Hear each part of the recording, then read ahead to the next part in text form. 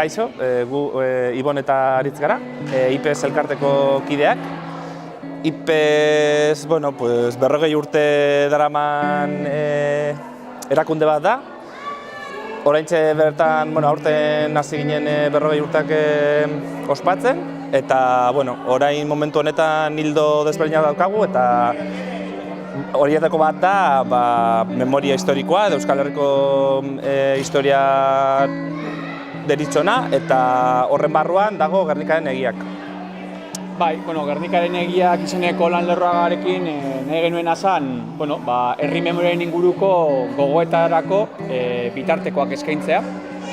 Iaz hasi ginen liburuzka baten argitalpenen batekin eta ondoren segida emon zion ikusentzunezkoa, gaur hemen merkatuan aurkeztuko genuena.